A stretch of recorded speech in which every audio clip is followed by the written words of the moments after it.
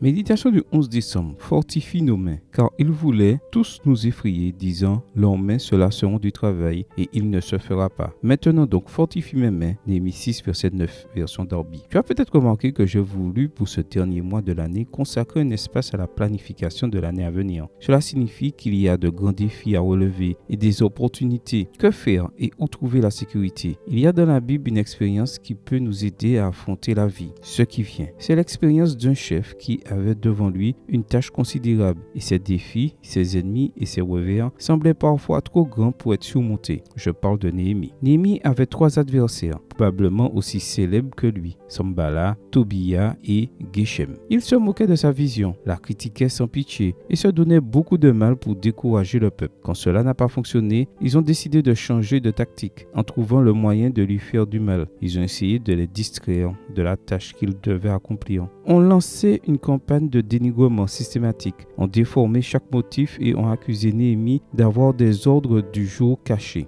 Ils se sont pris au caractère du chef et ont répandu des rumeurs infondées pour saper son autorité. Avec tout cela, ils ont réussi à pousser Néhémie au bord de l'épuisement physique et mental, au bord du désespoir. À un moment aussi critique, cet homme a trouvé du soulagement dans une ressource qui est aussi disponible pour nous aujourd'hui. Après tout, c'est de cette manière qu'il avait réussi à surmonter chacune des crises dans son leadership. Quand il a appris la condition de son peuple, il a prié. Voir Néhémie 1, versets 5 à 11. Quand être triste devant le roi pouvait signifier la mort, il a prié. Voir Néhémie 2, verset 4. Face aux attaques de Sanballat, au début de la construction de la muraille, il a prié. Voir Néhémie 4, les versets 4 et 5. Et à présent, au bord de l'effondrement, il a prié à nouveau. Néhémie a prié. Fortifie mes mains. Cela doit être notre prière aujourd'hui parce que si Dieu t'a placé là où tu es aujourd'hui, il est toujours mieux de lui demander de te fortifier et de t'aider à terminer ce qu'il t'a confié. Qu'est-il arrivé à Néhémie? Il a achevé la reconstruction du mur en 52 jours. Voir Néhémie 6, verset 15. Quand tes forces seront épuisées, ne renonce pas.